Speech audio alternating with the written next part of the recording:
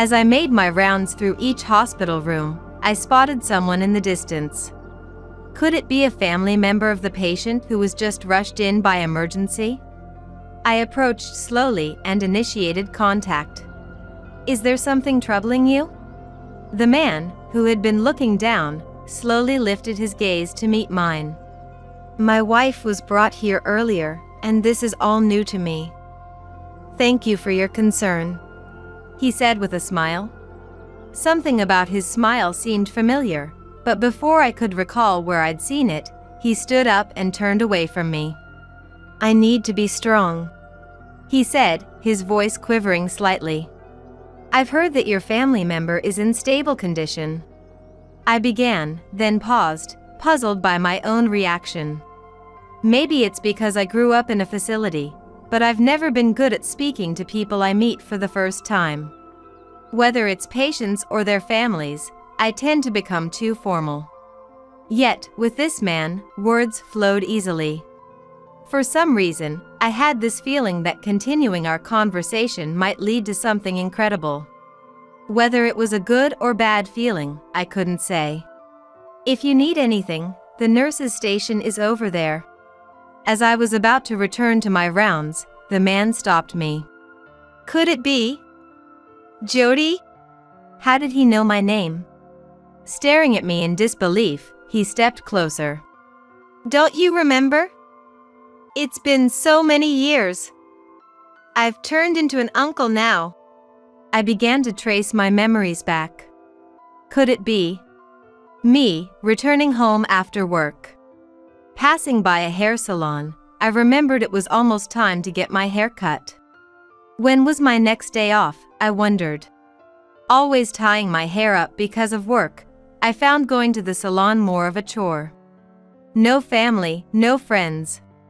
For someone who has lived like me, grooming was never of any interest. Simple, clean. That was all I sought in fashion. Jody, that's my name, but the parents who gave it to me are no longer here. During a family outing in my kindergarten years, they died in an accident. Although I survived, I was treated as a burden by relatives. Never properly clothed or fed. Children listen more than adults think. Why do we have to take care of her? Our household is already struggling. We can't afford another child. Hearing adults talk like this, I started to feel like I shouldn't exist.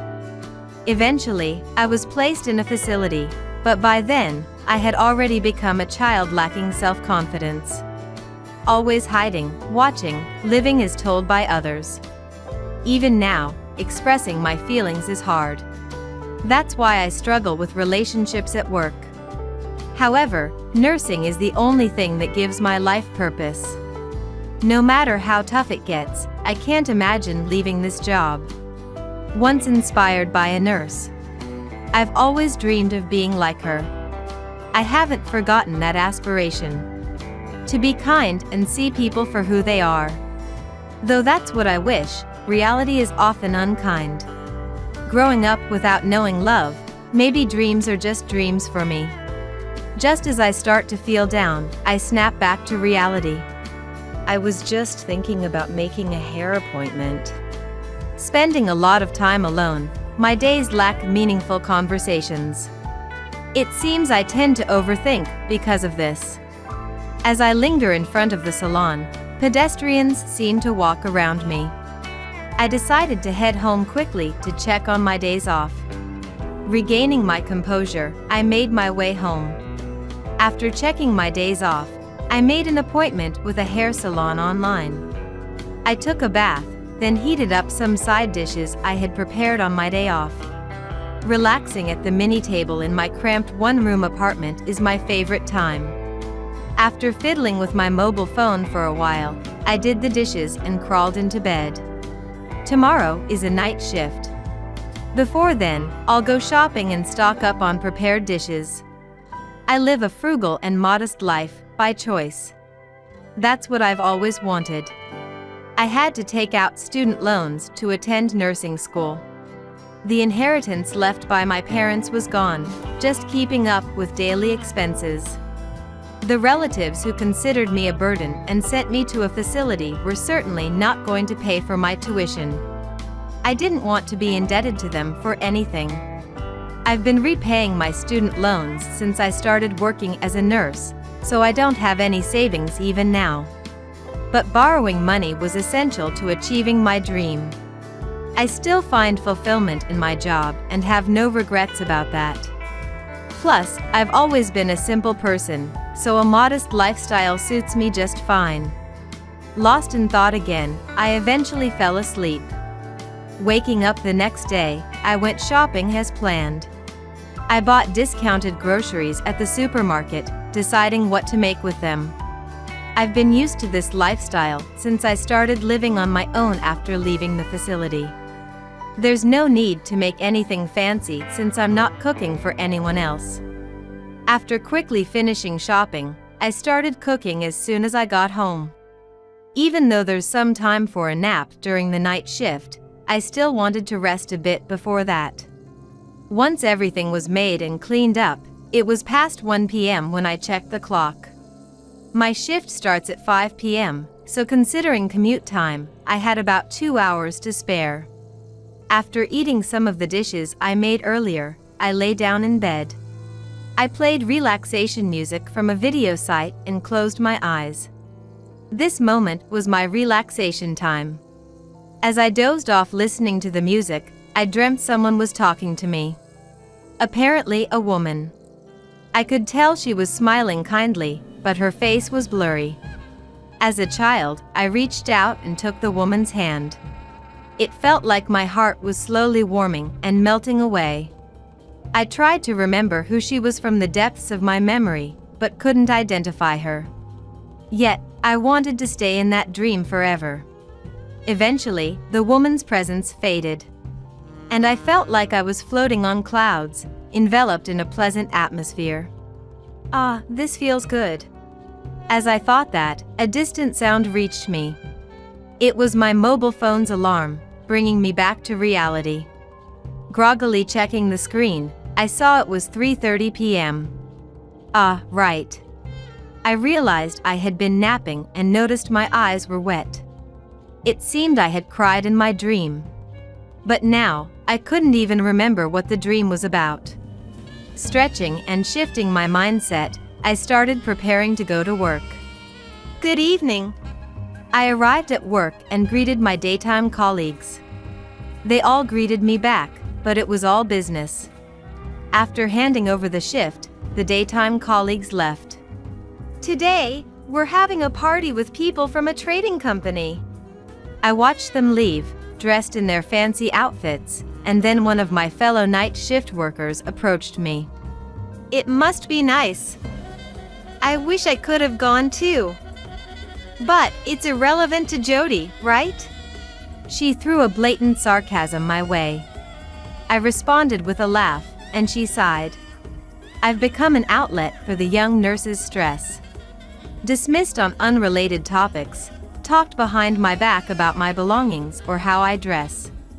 During work, they find reasons to dump their tasks on me.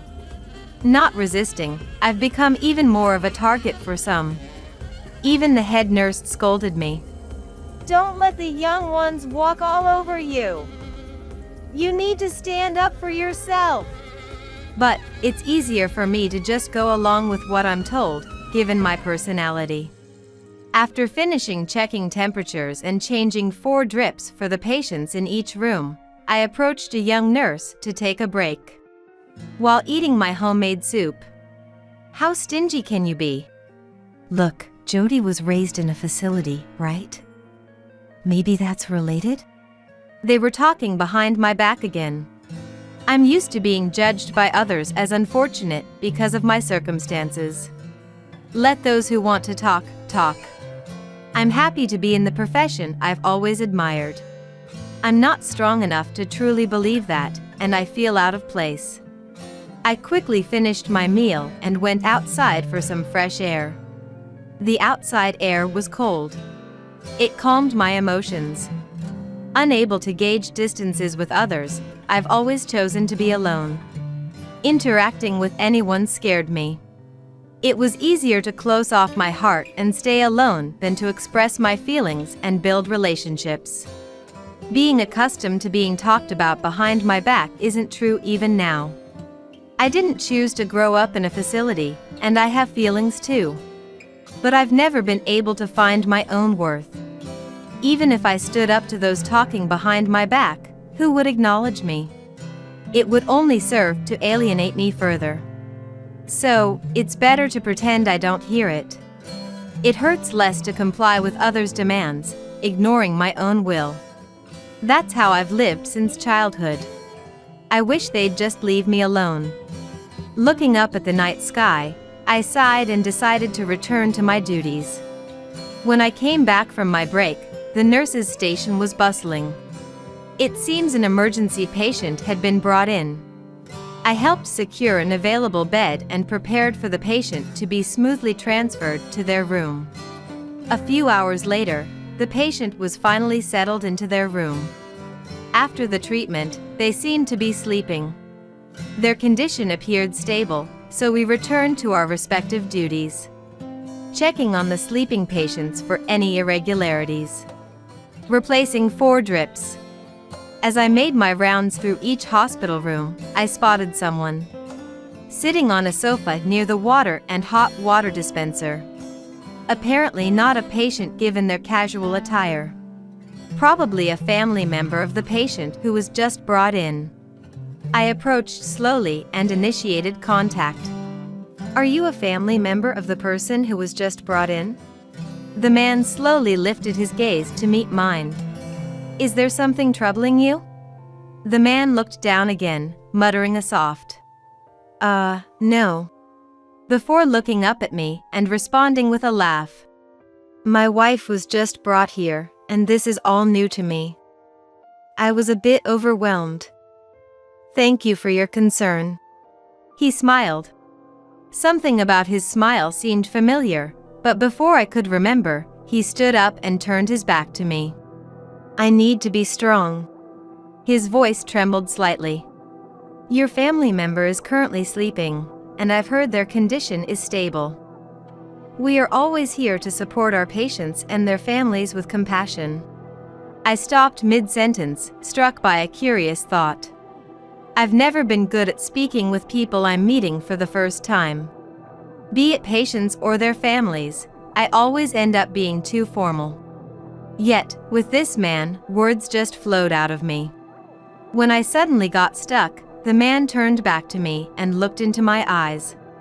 I don't know what to say, but please, leave your family members' care to us, and please, don't overdo it. I had this feeling that continuing our conversation might lead to something unbelievable. Whether it was a good or bad feeling, I couldn't tell. I just knew I didn't want to change my current situation. The fear of it made me want to leave this place quickly. If you need anything, the nurse's station is over there." As I was about to return to my rounds, the man stopped me. "Could it be Jody?" Had he seen my name tag? My name was unexpectedly called out. I turned back towards the man. "Could it be Jody?" How did he know my name? Seeing me stand there dumbfounded, the man approached. Then he glanced between the pen in my pocket and my face. "Jody, right?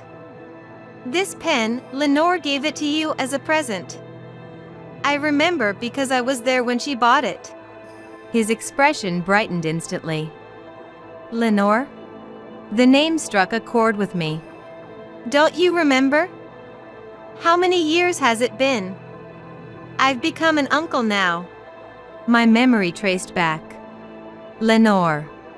Among the relatives who took care of me, she was the only one who treated me kindly. She was the reason I chose nursing. Could it be? Lenore had a boyfriend at the time, and they often took me out with them. "It's Ethan. We used to hang out together, remember?" Memories of those times started flooding back. Before I was placed in a facility. In the 3rd grade, I stayed at Lenore's house. Her parents were cold to me, but Lenore was always kind. Her boyfriend, Ethan, would come over to help with my homework. They even took me to an amusement park on a day off. Lenore was training to be a nurse, Ethan was aiming to be a teacher, and I aspired to be like them. Then, there was a day I fell ill with a high fever. Aunt and uncle looked grim. They strictly told me not to pass it to Lenore. In my dazed state, I vaguely remembered. Right, there was an important test coming up. Lenore was preparing for her nursing license exam. It made sense why aunt and uncle wanted to keep me away. But as a child suffering through an unfamiliar high fever, I couldn't help feeling resentful about my life. How long had it been? Lying sick, I had no sense of time. Then, I heard the noisy sound of someone running up the stairs. Aunt was shouting something from below, but my ears were too muffled to make it out.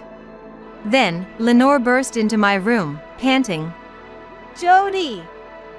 Are you okay? She peered at my face with a look close to tears. Yeah. My head was too fuzzy to articulate properly. I remembered being told by uncle and aunt not to get close to Lenore. Trying to move a bit away from her, my joints ached. Seeing me struggle in the blanket, she said, "It must be hard." And contrary to my feelings, her hand soothingly stroked my head. It felt incredibly comforting.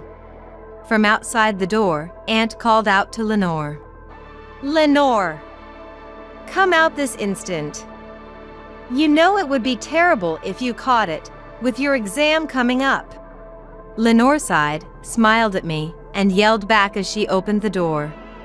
Mom, I'm trying to become a nurse. Aunt was taken aback by Lenore's unusually loud voice. I know that. Aunt faltered.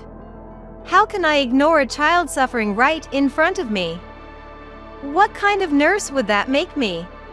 Her forcefulness left Aunt speechless. I'll take care of my own health. Let me take care of Jody right now. Perhaps realizing she had been too harsh, Lenore spoke to Aunt in her usual gentle tone. All right, but don't overdo it. With that, Aunt went downstairs. Sorry for raising my voice when you're feeling unwell. Lenore was back to her usual self. Lenore, I'm sorry. I felt guilty for causing an argument with Aunt on my account. And the thought of possibly infecting her with my cold only made my headache worse. It's okay. Look, I brought pudding for you, she said, taking out 2 puddings from a plastic bag and smiled. Let's eat them together. Supported by Lenore, I sat up. The cold pudding was a balm to my feverish body, and I remember it being delicious. Lenore, who took care of me at her own expense, passed her national exam and became the nurse she always wanted to be. After Lenore left home, I was moved to another household, so I lost touch. But the kindness and warmth she showed me stayed with me. That's when I started aspiring to be a nurse. To be a nurse who could sacrifice her own comfort to be close to her patients. With that in my heart, I've come this far. Jody? Lost in the revived memories, Ethan's voice brought me back. Sorry. I never thought I'd meet you here. Looking closer, there were indeed traces of the Ethan I remembered. It's been 30 years, huh? Ethan's eyes were moist. When Lenore wakes up, could you let her see your face? I nodded quietly, and Ethan, reassured, went home to fetch some things for the hospital stay. While on my rounds, I visited Lenore's room. She seemed to be sleeping. But it was definitely her, Lenore. My role model. I never imagined we would meet again like this. I wonder how I appear to her, now that she's awake. A mix of hope and anxiety swirled within me. After finishing my night shift, I went home and took a short nap. I had a hair appointment scheduled for the afternoon. I've been keeping the same hairstyle for years, just trimming my grown-out hair, but this time I decided to change it. Worried that Ethan recognized me, but Lenore might not, I opted for the same hairstyle I had in elementary school. I decided to cut my long hair into a bob. It's been years since I've had my hair this short. My shoulders felt lighter, and somehow